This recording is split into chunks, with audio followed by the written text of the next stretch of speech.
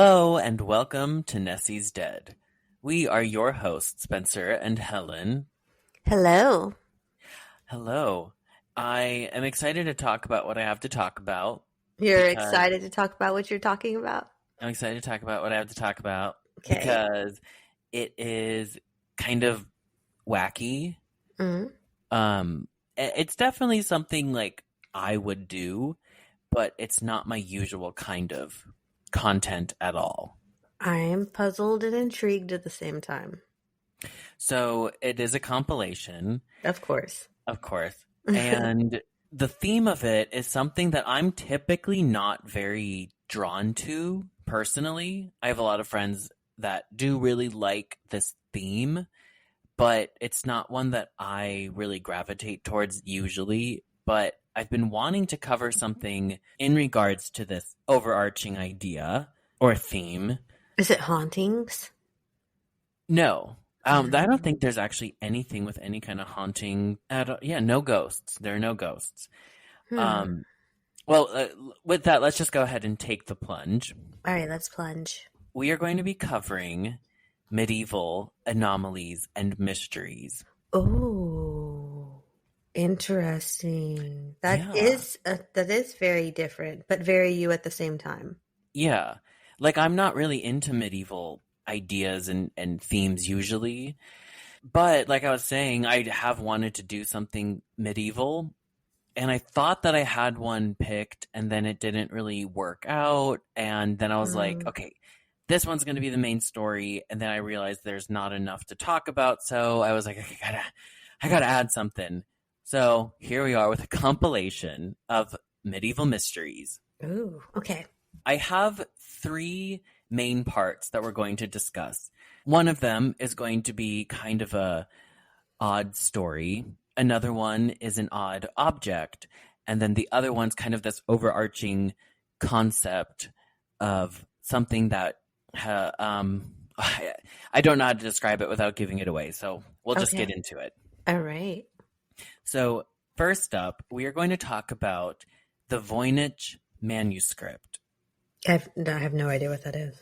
You may have heard of it because I did discover it through the Mile Higher podcast.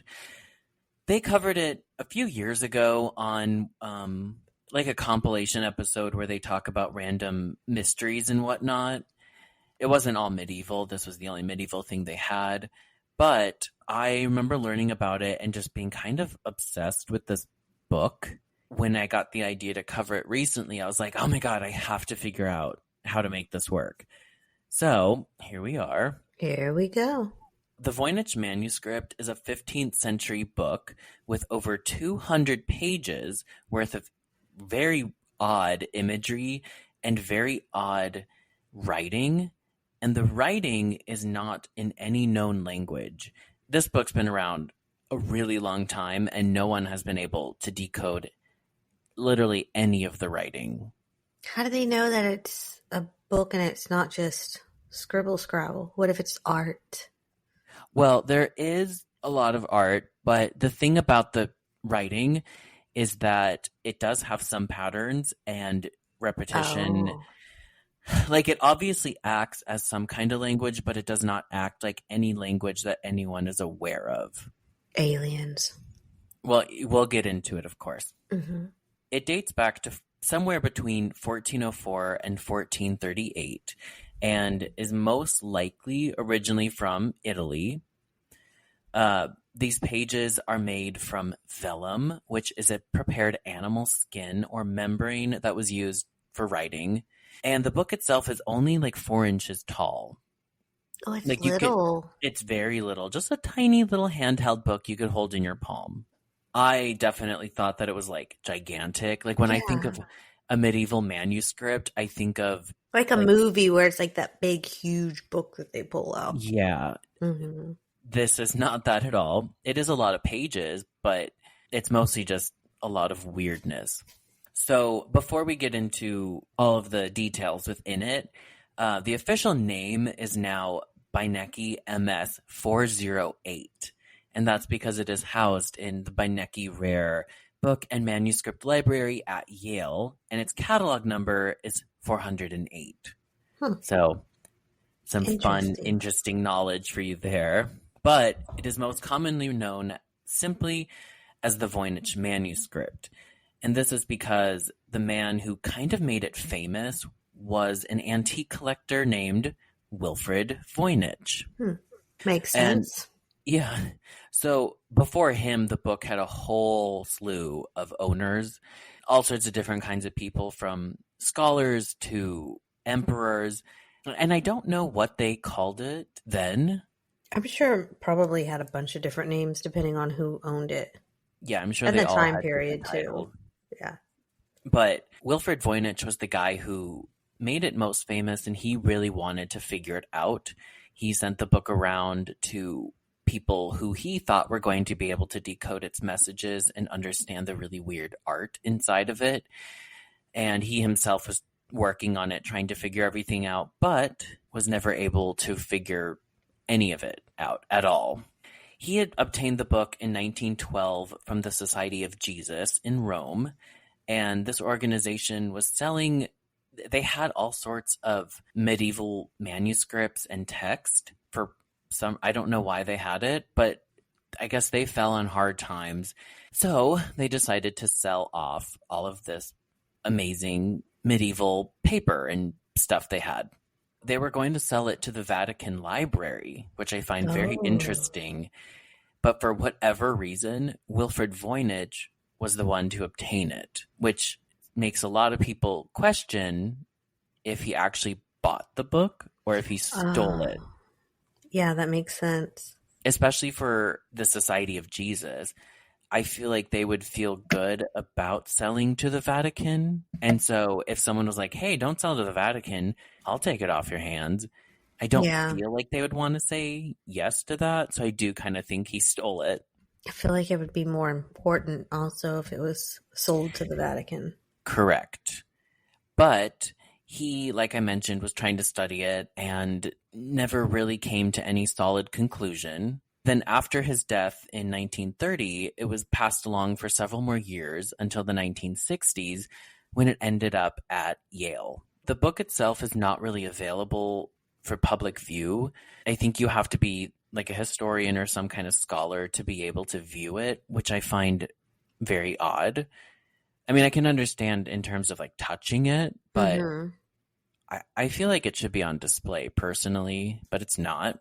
However, you can download a full PDF of it. So for you all at home, if you want to try to read it, you can download it and have it right on your phone right now. You just can't look at it in person. No. That's weird. Maybe it's to uphold the material. Maybe it's so that it doesn't have so much wear and tear. Like if it was being passed around so much, or if people were taking pictures of it with a camera and flashing lights with your eyes. Get out of here with that. So the mysterious nature of the book has led a lot of people to wonder if it's actually a hoax. Many people suggested that Wilfrid Voynich himself, because he was so like adamant about people knowing about it and trying to figure it out, they believe that he was behind creating it initially. However, the book was carbon dated, and it did come back that it was actually from the 1400s. A lot of people were like, oh, well, he could have had paper, this vellum, he could have had vellum from the 1400s and then drawn on it. Could have. But they did also carbon test or carbon date the inks and painting that was also proven to be from the medieval era. What if he had ink and paint from medieval as well? I don't know. I think it would dry up by now. I don't think you could have it still. No, probably not.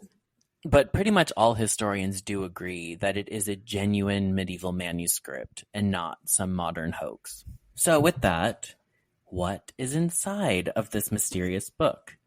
I'm going to go ahead and send you some photos of the inside. And all the photos that I'm talking about will be linked on Reddit. So the book is broken up into sections. I am going to send you photos from each section as we cover it. Okay.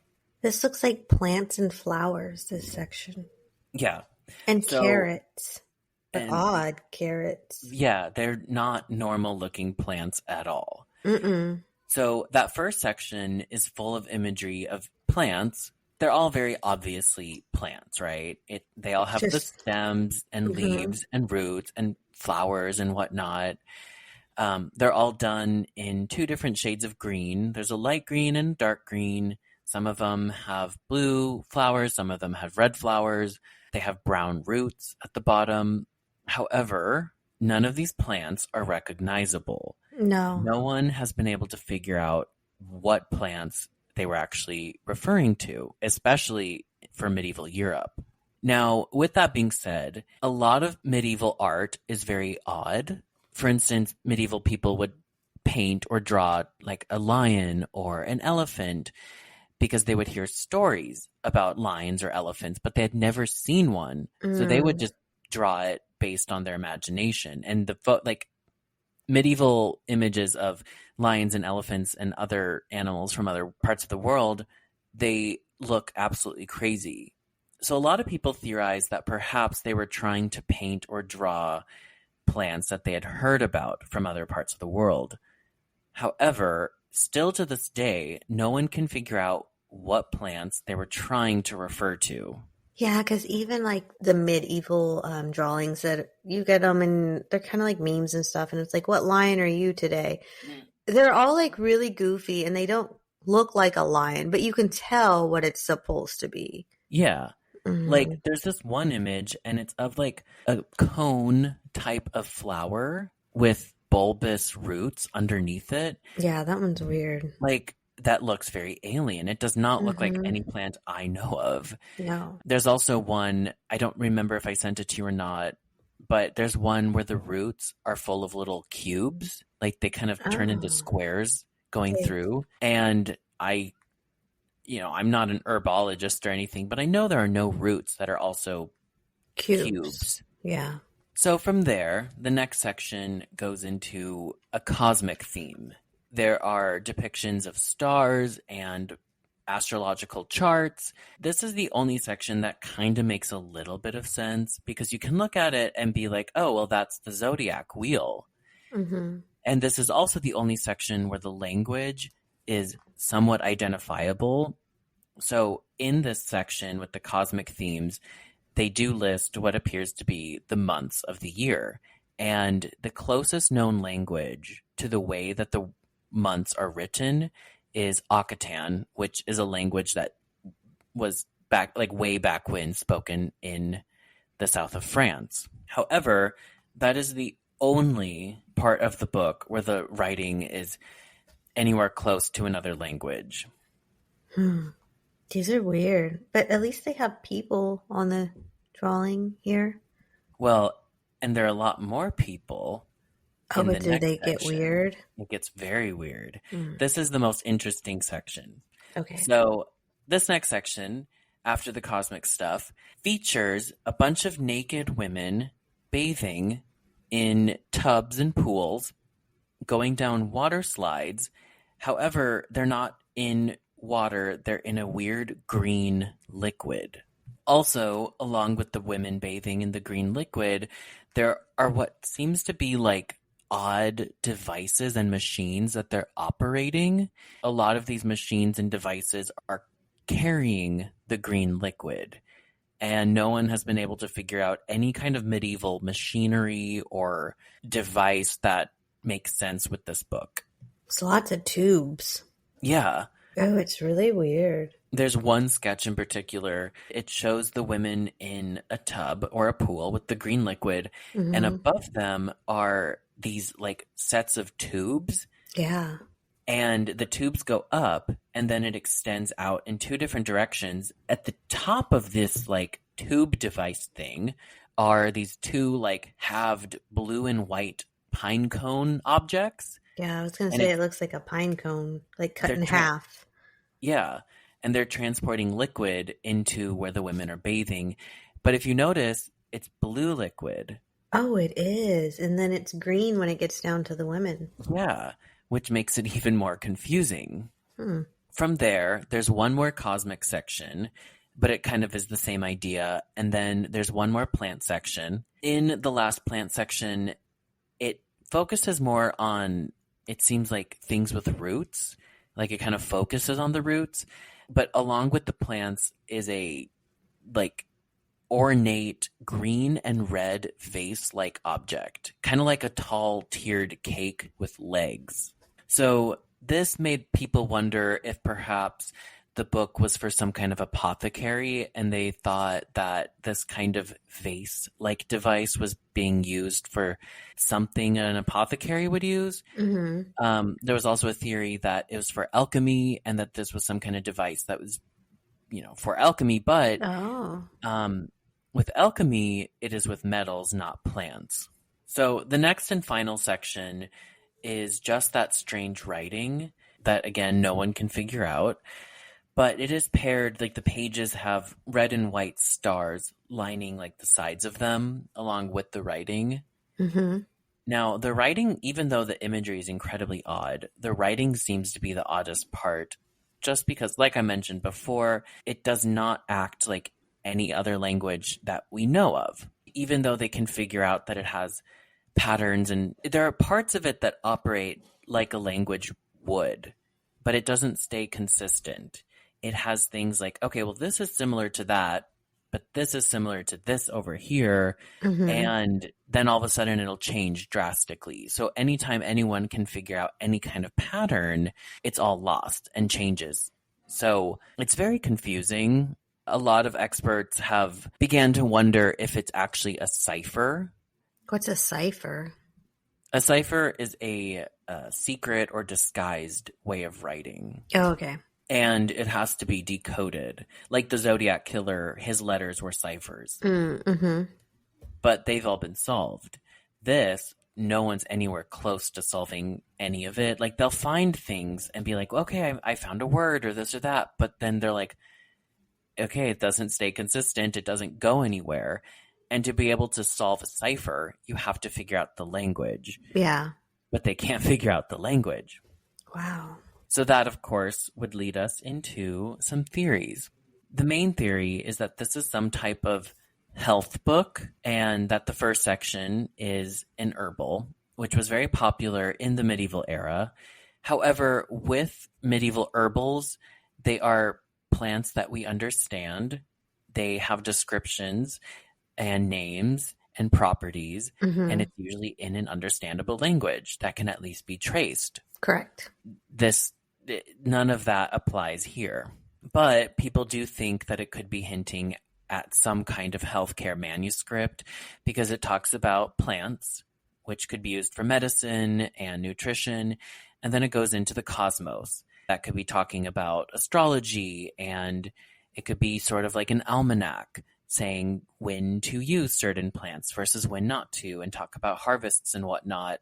Then it goes into the ladies bathing with odd devices and in a green liquid. Some people believe that that is some kind of like bathing practice, or it's talking about hygiene, or it could even be like for pleasure, like, oh, like, why don't you go to the local lake, or whatever the medieval equivalents of river rafting would have been. Mm-hmm. But if all of this is true, again, why are the plants so odd? Why is the language so odd? Why is the liquid green? And what on earth are those odd devices that the women are in and operating? Yeah, the patterns make sense. Like, it tells a story. It's just the story doesn't make sense itself. It's like nothing we've ever seen or that they would have known about at the time to draw. But the pattern of the story makes sense. Kind of. Well, I mean, for a book back then, that to me, if they're showing like herbs and stuff, and then maybe a time period to grow this, or maybe they were even trying to show with the women how you would use those, maybe in a bath setting. Maybe that's why the water's green. Mm-hmm. Maybe they were filling them with plants. The plants, yeah. Well, another theory is that it's actually a spell book or some kind of grimoire, and the plants are for potions. Mm-hmm. And the cosmic section is obviously astrology and working with celestial bodies. And the naked women bathing could be some kind of ritual thing regarding water. I don't know why the liquid is green. It's because they put the plants in it. Yeah. It could also have something to do with why the language is so weird. Like maybe it was a cult or some kind of organization that had a secret writing or a cipher that only they know how to solve because they wanted to protect their magic. Oh, I like that one. That one seems to make sense too. I like that theory. I do The medieval too. witches. Uh-huh. So, like I mentioned at the beginning, some people suggest that it's a modern day hoax, but that's pretty much debunked. But with that, a lot of people suggest that it's actually a medieval hoax and that some medieval European made it as a joke. Oh, I could see that too, Yeah. though. Yeah. And we're trying to take it all seriously. Uh-huh. And it's just really scribble, scrabble, and just random symbols. But why go to the trouble of writing all of that, especially a whole section, which that last section actually takes up most of the book. It's not like just like total squiggle and gibberish. There are certain patterns and they did make up certain symbols that do repeat throughout. To me, if it's nothing but a hoax, they went to such an elaborate stretch to do it. It's actually just a child that couldn't read and write. They were trying to make a storybook. Yeah. Yeah. So the next theory is that it is not a hoax, but it's from some lost society or some lost language. But it why? Didn't make sense with the plants and stuff. And yeah, that doesn't explain the imagery. Yeah. And then why is there literally no other trace that we know of in history with the same writing? Once it all got washed away with the cities, the lost cities. Yeah, but then it would be way older than that's true. 1400s. That's true. So to me, that doesn't add up. Some suggest that the language was made up just for fun, just like a silly thing to do. But again, like why? Some suggest that it's actually a depiction of a hallucinogenic trip that someone had. Oh, I like that one too. That makes sense. That makes a lot of sense. But again, the writing. Well, I don't know. Depending on how hard they were tripping, they thought they were being given a language.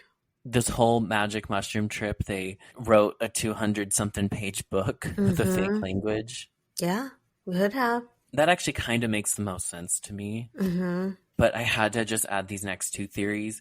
So I did find a Reddit thread questioning if actually the manuscript came from aliens.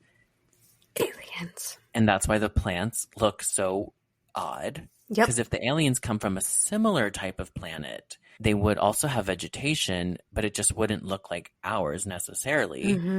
And perhaps those devices that the women are using were devices that alien technology that they saw.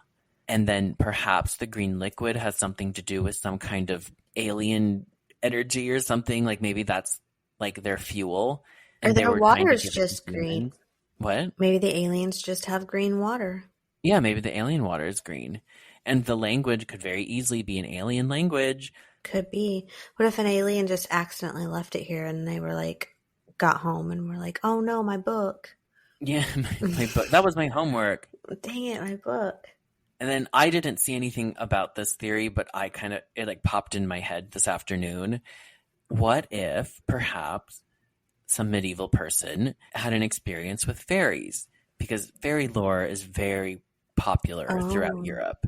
Maybe those little naked women were fairies and they were using some kind of device that they used in the Fae world. And maybe that's what the plants look like in the Fae world, and it's a fairy language. And perhaps this person stepped into a fairy circle and had a little experience with the Fae. Oh, and the book's so little, but it would have been big to the Fae. Yeah, like maybe the fairies were friends with this person and helped them write it. I don't know. I mean, that's interesting too to think of. I like that one too. But whatever it is, it's definitely quite the mystery. I wonder if it'll ever be solved. I don't know. Maybe we'll find more. I think we'd have to find more. Like different manuscripts and things like that.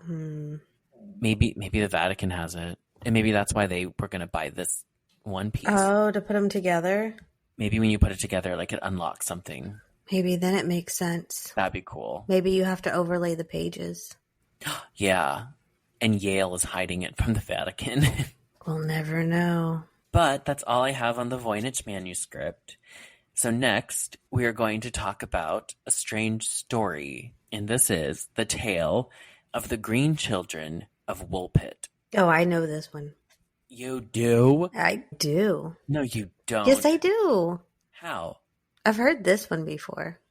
I'm shocked. Why? Just because anytime I think you'll know something, you don't. Oh. Like, I thought you were going to know Voynich, and I was like, there's no way in hell she knows Green Children. I know the Green Children. And here you are.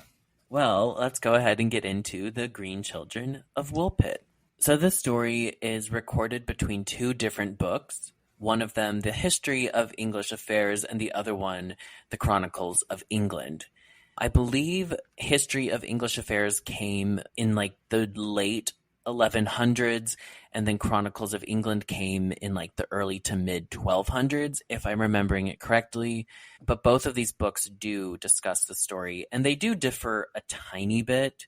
So I'm just going to kind of tell the story like the general sense. Okay. This story is believed to have taken place somewhere between 1135 and 1154 in the village of Woolpit in Suffolk, England. It centers around two foreign children who appeared in the village, but they were very odd and very different because they had green skin. Aliens. All of this is very alien so far. I know, and that was not intentional. Medieval aliens. Yeah. So the village of Woolpit got its name from the Old English word wolf pit, Wulfpytt, meaning a pit to catch wolves, because wolves were a common issue at the time in Europe. As the legend goes, one day a group of villagers noticed a young boy and a young girl, who were brother and sister. They came out from one of the wolf pits. Now, that alone is very odd, because like, what were the kids doing in this wolf pit? Mm-hmm. But of course, what was even odder was the type of clothing that they wore. It was very unique in color and made from an unknown fabric. And then, of course, what's even odder is the fact that their skin was green. Yeah. You don't see that every day. No. No. Maybe every other day. Not every day, though. You see green children.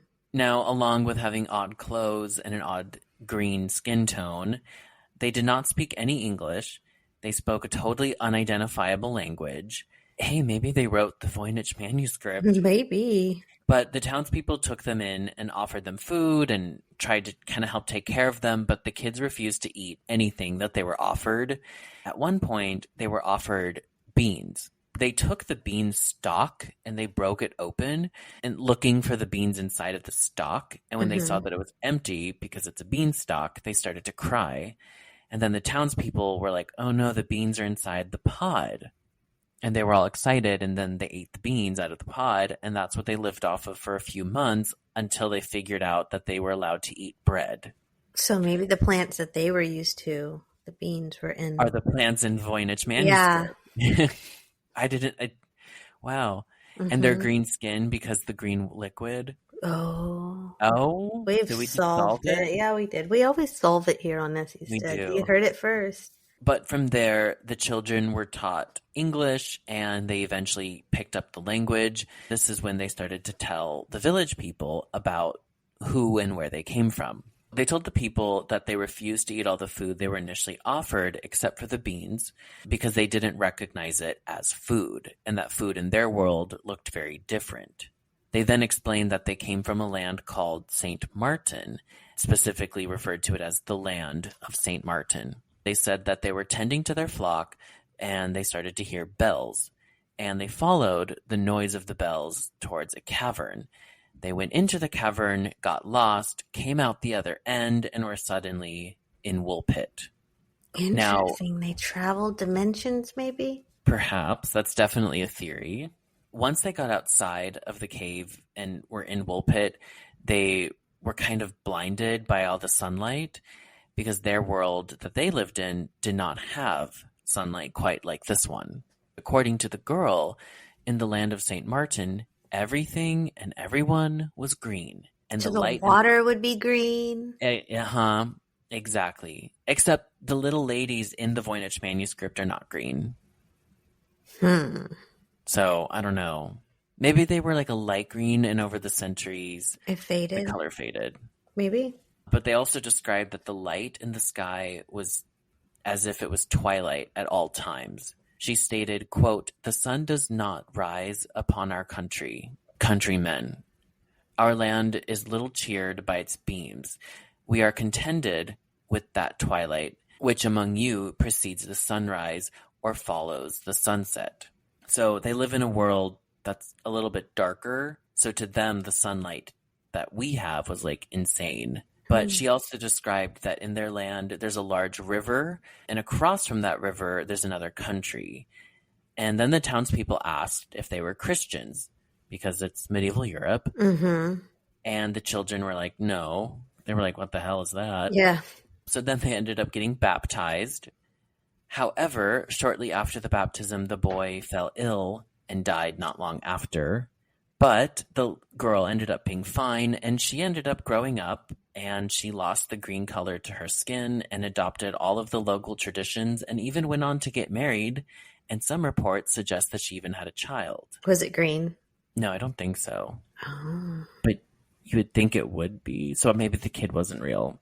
Maybe her genes aren't dominant enough to pass forward the green gene. Yeah.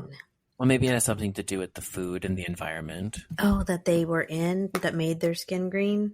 Like flamingos, because flamingos aren't pink. It's pink from their diet. Yeah. But with that, let's get into some theories.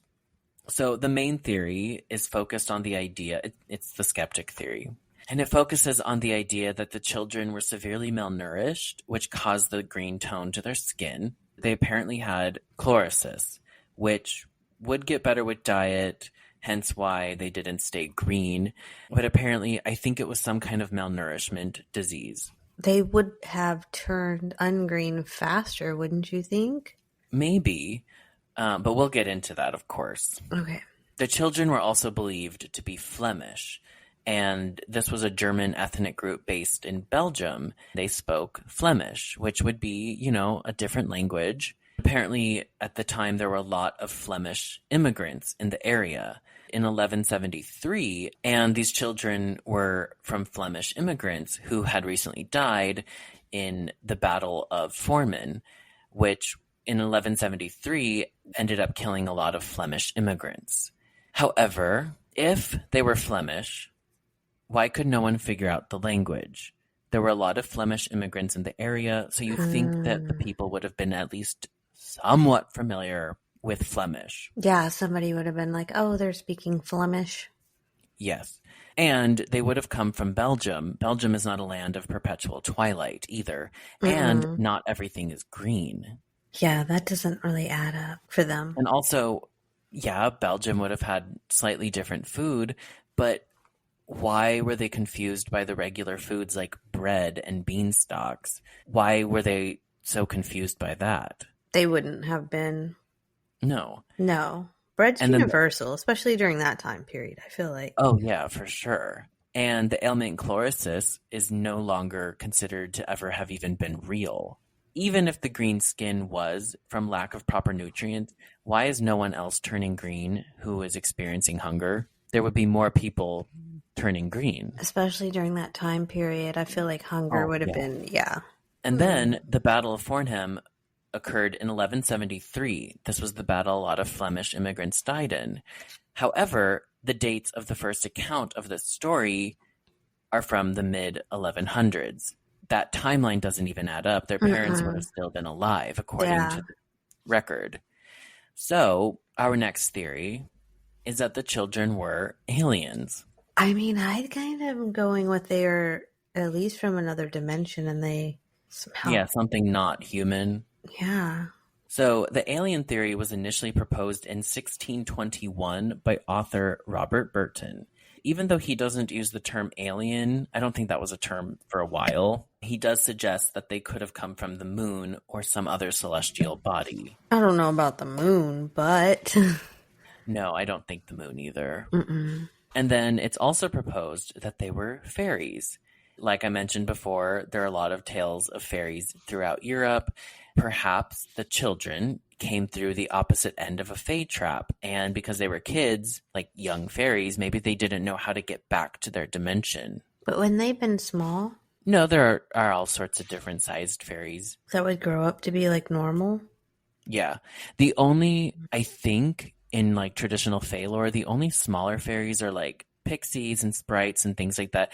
I would love to do a whole episode on just the dark side of fairies because they're not like Tinkerbells. They're like closer to the likes of like a vampire. You should. I don't feel like I know a whole lot about the Fae. That is my thing. Coming relatively soon, we will cover the dark side of the Fae. I would love that. I would love to be more educated into that. I am excited to cover. I've been wanting to cover that for a while. I just haven't quite figured out how to go about it because there are millions of different fairies to talk about and so many different stories. But I don't know, maybe not millions, but a lot. Oh, okay. I was like, whoa. But who am I to put a cap on the Fae world? I mean, that's true. True. So we have the alien theory, or the idea that they're from space. We have fairies from another dimension. But there's one more idea for where the children could have come from, and that is from below the earth, in the underworld. The hollow earth theory. Oh. Because some legends suggest... Well, I guess this kind of connects back to fairies a tiny bit, because some legends do suggest that fairies lived underground. Mm-hmm. However, specifically with the hollow earth stories, they would not be fairies most likely. This is something else I would love to do a whole episode on, is the hollow earth theory. It is fascinating. I don't know a lot about that either. Oh, I will be doing that soon as well. Fairies and hollow earth. You could do a combo, maybe. I don't think so. Oh, no? Okay. I mean, in theory I could, but typically they don't overlap too much. Okay. But the stories and theories of hollow earth have been all over the world for centuries. Like, every culture has some kind of entity or story of a civilization that lives below our world.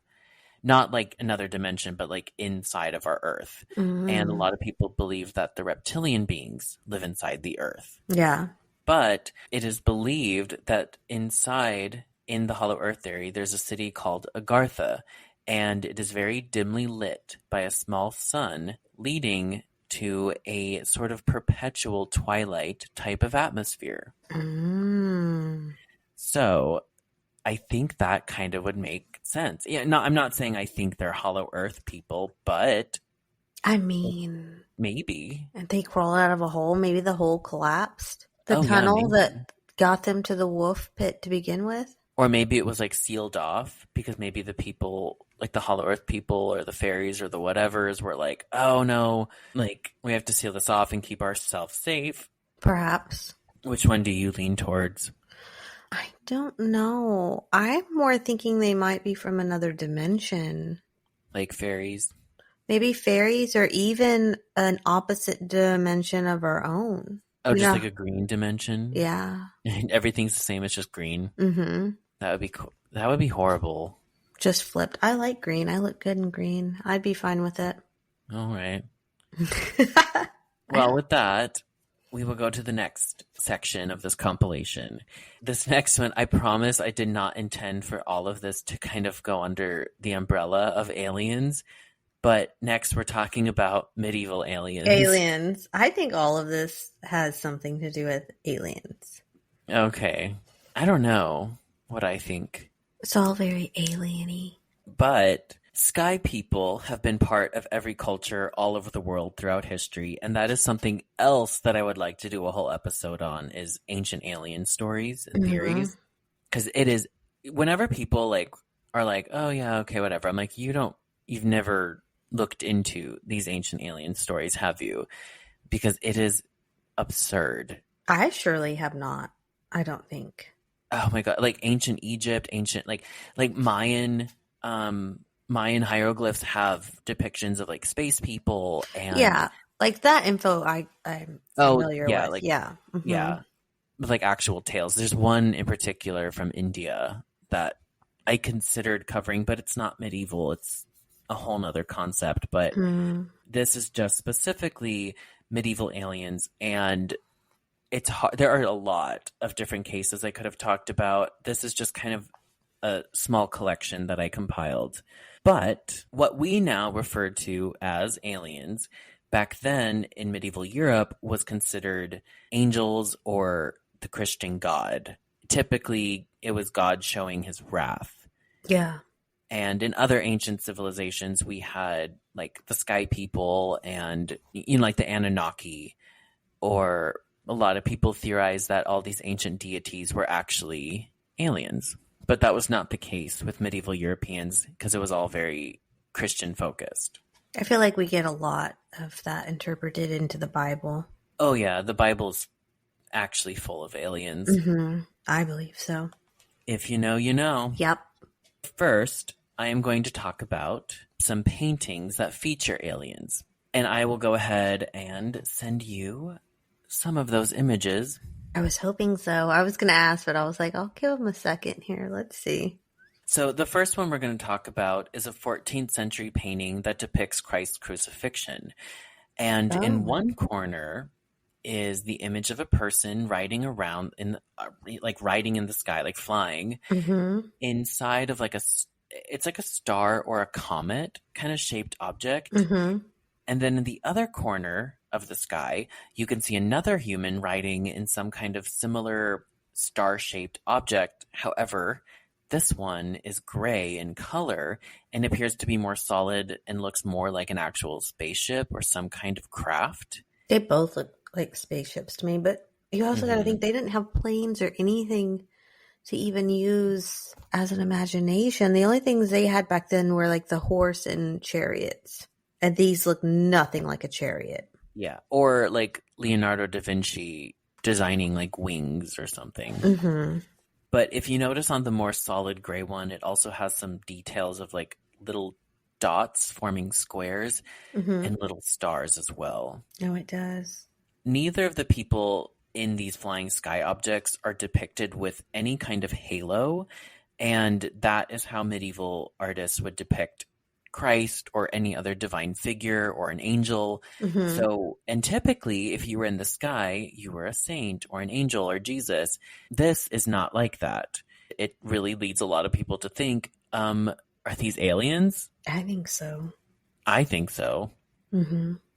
There's another painting called Madonna and the Child with the Infant of St. John. Oh, I know this one. Yeah. Send it anyways, though, so I can... So you can taste it. So this one depicts the Virgin Mary and St. John and baby Jesus. Behind... An amoeba. And an amoeba? Amoeba behind her. Oh, no, yeah. I'm joking. It kind of looks like that, though. It does look a lot like a giant amoeba like in the sky. And if you notice, there's a man pointing up to the sky in the background. Oh, yeah, I see pointing him. up at the object. Are there there's like little things on the object, it looks like. Yeah.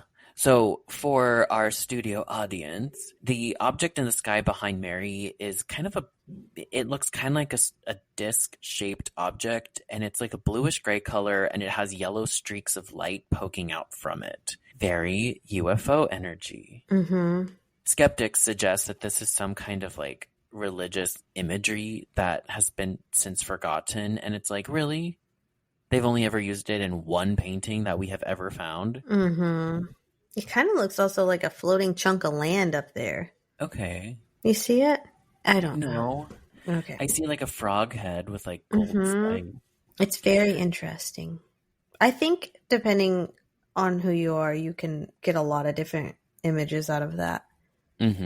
But it's not something that was commonly used in medieval paintings, which is also why it's so interesting. So I have one more painting to discuss. Oh, those 100% UFOs.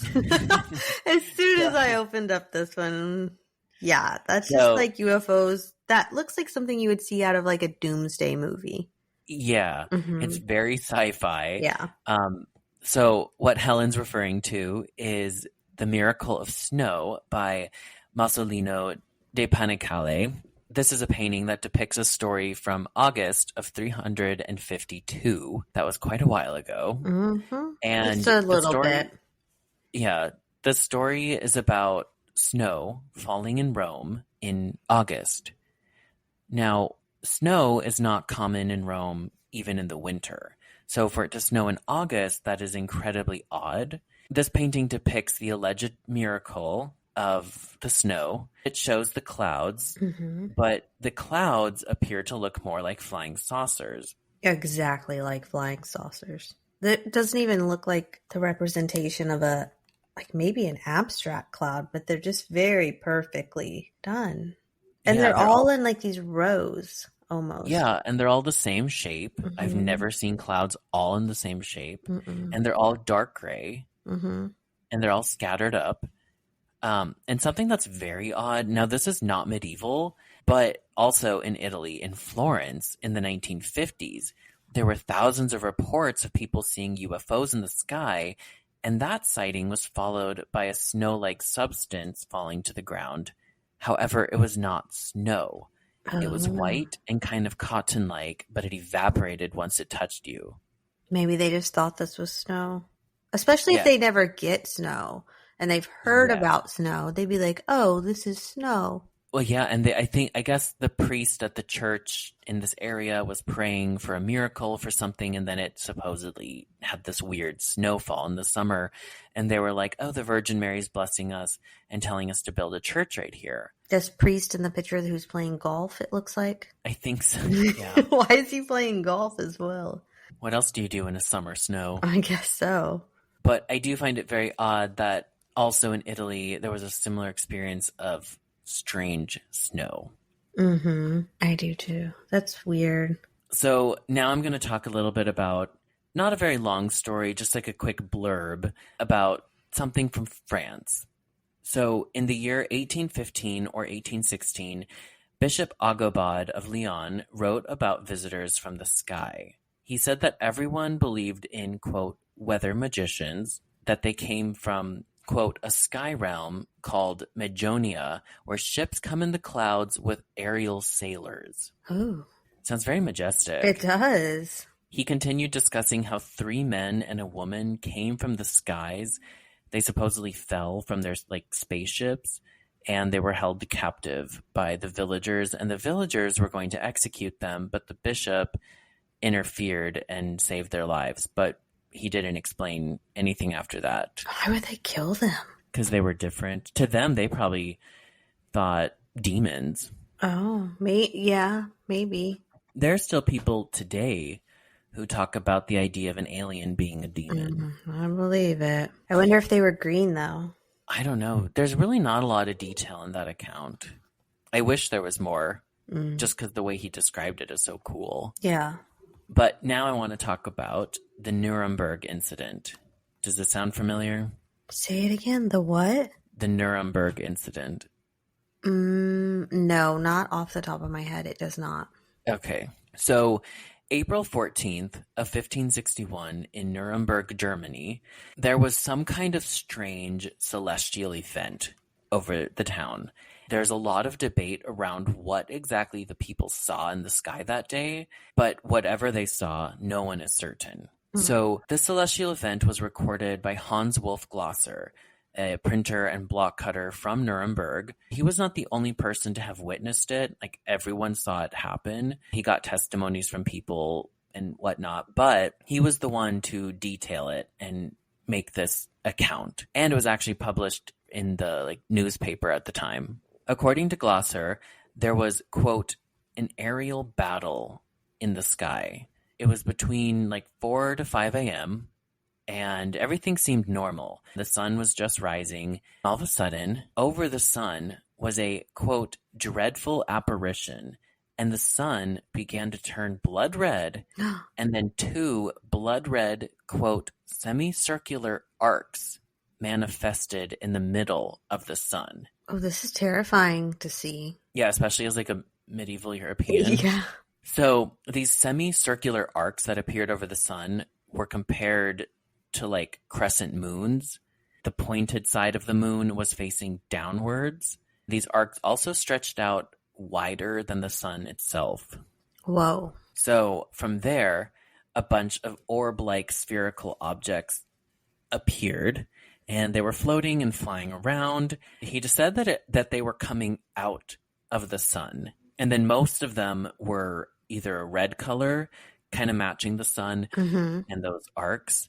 And some were, quote, partly dull, partly black, ferocious color that he compared to iron. So like a dull charcoal color. Like a UFO? Yeah. Yeah. Some of these orbs stayed in groups of 3, and some were in groups of 4, shaping a square, and some of them just kind of stood alone. And some of the sets of 4 were connected at the center by a red cross or kind of X shape. Then we have a collection of cylindrical tube-like objects. Several of them were small, several of them large, with the biggest one, I think, being on the left side of the sun. These were kind of like a blue color. Some of them note that the orbs were coming from inside the tubes as well. Kind of like in the book, the pictures in the book with the tubes, and you've got...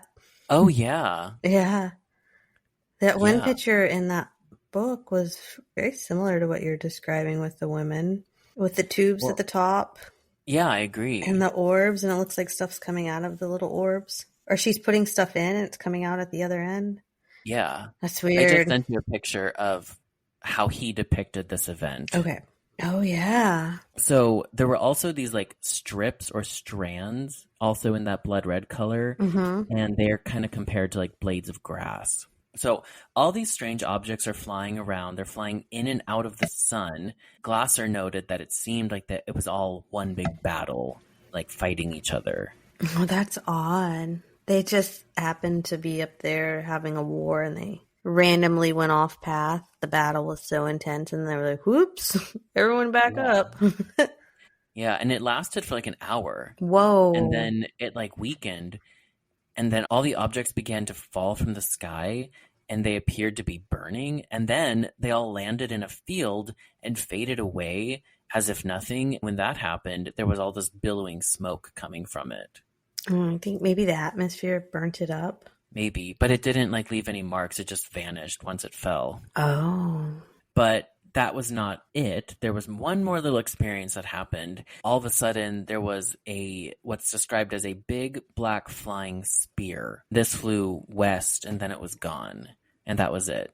That was the end of the cosmic battle. It's so weird. And of course, medieval people believed that this was God showing anger and that they needed to stop sinning. I'm sure there's people today that believe that about this story. Perhaps, yeah. Mm-hmm. So the main theory with this has, from a skeptical standpoint, has been that it was just a normal celestial event called a sundog, also known as a mock sun. So I sent you a picture of the sundog. Now, I'm going to describe it really quickly, and all that it is when sunlight gets refracted by atmospheric ice crystals and it causes multiple arcs of light to appear. Mm-hmm. Now, do you think that sundog looks anything like the image I sent you of the celestial battle? No. The only thing maybe is the arching, the red arching around the sun. But everything else, I feel like if they saw that, it was just been like an angelic moment or something from the heavens or... Exactly. Yeah, that looks like something that wouldn't be too uncommon to see. Also, I don't know if I mentioned it, but just for clarification to you, our listener, the image that depicts this celestial battle was created by the guy who saw it. Mm. He drew what he saw in the sky that day. But back to the explanation. So the orbs are considered to be from fall streaks, and this is when ice crystals fall from the sky, leaving holes with streaks in the clouds, which seems reasonable, right? Yeah. There's just too much going on in his picture. Yeah. Now, does all of this usually happen at once, or are these two different occurrences? No, that is absurd for all of this to be happening together. Like a fall streak could happen with the sundog. Okay. But you have to have clouds present. Mm. So the black spear object was actually said to be a crepuscular ray. I've never heard of that. This is when light shines through clouds. Oh, like that looks nothing like what that spear thing is depicted. No. We've all seen this before. In between those rays of light, they're kind of angled, so the dark points in between the light kind of create this dark space. Not dark, but it's darker than the light. But I do not think that looks anything like the spear that this guy saw in the sky. No. And he saw one. This is a very common occurrence. Yeah, I see that every day. Yeah, I don't think it's anything that would have shocked them. So let's go ahead and debunk that skeptic theory. Sundogs are not blood red. No. And it is full of circles, not two individual arcs that horizontally cross over the sun. Oh, you are correct. They would have depicted it more of a circular figure. And the sundogs usually appear white, gold, and or rainbow, not blood red. Mm-mm. And then the fall streaks, this is where the ice is falling through the clouds, leaving holes and then a little bit of a trail. Uh-huh. You have to have clouds present for this. Clouds were not said in any of the depictions of this. He did not draw clouds in the image. Oh. And if these were ice crystals, how come for an hour they were bouncing around back and forth? And why were they red and black? Oh. Also, where did the smoke come from? Fall streaks do not create smoke. None of these events create smoke in the sky. Then the crepuscular rays only happen when the sun is covered behind clouds and the sun was visible, not behind a cloud. I only see one thing in the far right hand bottom that looks like clouds. Yeah, that looks like a fall streak. That's the smoke. He said that that's the smoke coming from when they fell. Oh, okay. That and burnt up. Okay. So that wasn't even a depiction of something but if you in notice, the sky. The smoke is coming from the ground. Oh, I see now. When you zoom in better. Okay. And that also is linked on our Reddit for you. Now, some note that Glosser's sketch of the event is just highly dramatized or abstracted. However, he documented like a whole lot of other celestial events that he witnessed. Mm-hmm. And none of them were anywhere near as outlandish. They would have the stylizations of like typical medieval artwork, but they were not all abstracted or embellished or crazy stylized at all. And other medieval depictions of sundogs look like the sundog with the circular rays. It doesn't look anything like this depiction. There's a lot going on in this depiction, and everything does seem kind of like machinery and like spaceships. Yeah. So some people also suggest that this was a case of mass hysteria. Oh. No. Next. Was it a barn owl? Yeah, maybe it was a weather balloon. I think it was a barn owl. It was a moose, wasn't it? It was a baby moose. That's okay. Thank you, everyone. Have a good night. Have a good night. So, of course, there's the alien theory. And Carl Jung actually suggested that this was not a battle, the way that Glosser was describing, but that it was actually an alien mating ritual. Oh, I like that one. And because I think they were coming out of the tube and into the sun and then coming out of the sun and like dancing with each other. And so it was compared to like a bunch of bugs mating in the sky. I like that one. I believe it. Everyone was coming and going. Yeah. So the tubes and or sun are considered to be the motherships, and orbs are coming out of them. And we have seen and heard of that plenty of times, of orbs coming out of larger orbs, kind of like maybe the sun. And maybe the orbs were the organisms and the tubes and sun acted as ships and or portals. Could have been, or maybe it just appeared if they were coming from the sun because they were coming from that direction. Oh, yeah, that too. So that's all I have on the Nuremberg incident. But there was a very similar occurrence that took place in 1566, only a few years later, over Basel, Switzerland. This was described also as a battle in the sky featuring red and black orbs. Oh. And they dashed around, and then afterwards they crumbled and extinguished. Just like this. Yes. And then there was another similar one in the 8th century. This was also in Germany during a battle, and suddenly in the sky, they all saw, quote, the likeness of two large flaming shields, reddish in color. To me, those red shields that appeared in the sky kind of sound similar to that depiction of the red arcs over the sun. Makes me wonder if this is kind of what we've been seeing in the skies recently, and it's just our air pollution and stuff is so terrible that we can't get the full picture, and all we're seeing are the orbs and small pieces of it here and there. Oh, that makes sense, actually. Mm-hmm. Maybe it's something that's always happened. Because remember how that started? Everyone was seeing all the orbs. Was it like New Jersey or something like that? Oh, the drone thing. The drones, and now it's all disappeared, and nobody talks about it. Oh, okay, never mind. Yeah, where did all that go? I know. What happened with that? Huh, Do you think that the Nuremberg incident was aliens? Oh, yeah, 100%. Yeah. I think it's probably still occurring. Maybe their technology just got better as well. Yeah. Mm-hmm. I do think that those other little stories I talked about do correlate. The red and black orbs and then the red shields. They were all over Europe. Not like they were all in the same timeline. Mm-hmm. I mean, 2 of them occurred less than 10 years apart, but I also did not, like I mentioned, I did not mean to make it all aliens. It's just...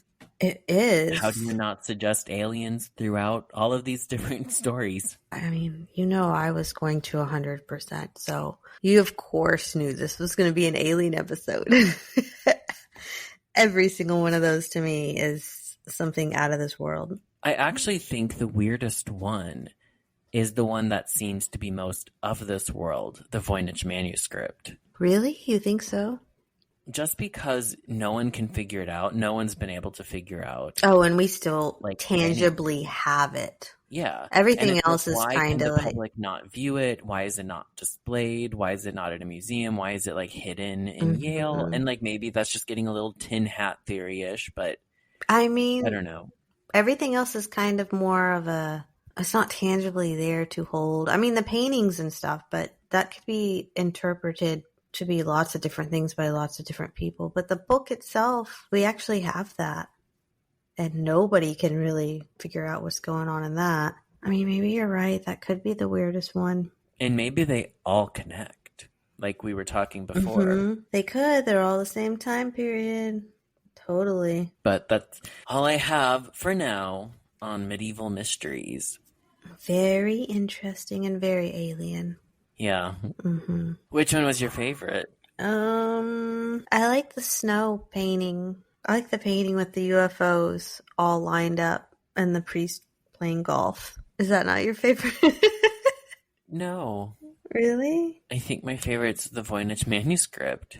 If I had to pick a story in general, maybe The Little Green Children, just because I do know that one. I don't know. I find that interesting that we had these odd beings that spoke a different language that didn't know about food, and they were green and they came through a portal. I think that one's my favorite. Is yours still going to be the book?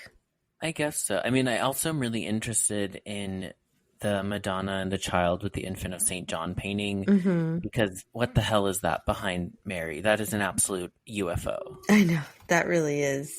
It's not an angel. No. Because I saw a comment, I was watching some stuff about this too, and comments were well, angels were depicted, and I'm they weren't depicted like metallic balls. Mm-mm. They had spinning wheels and eyes. Also alien. Yeah, also aliens. Let's be real. But that's all I have for now. So now I got to start working on my fairy episode, my Ancient Aliens episode, and there was one other one that I forgot about that we mentioned. Inner Earth? Oh, yeah. I'm excited to hear some of those. But yeah, this was very interesting. I liked it. It's very different, definitely, but it's also very you. Yeah. Mm-hmm. I love doing the weird and dark history. Mm-hmm. I think it's fun. I think it's nice and refreshing for summer. It is. I have one, though, that is very creepy that I'm very excited to do. What is it? No. Oh, nay, huh? You're not going to tell me? Okay.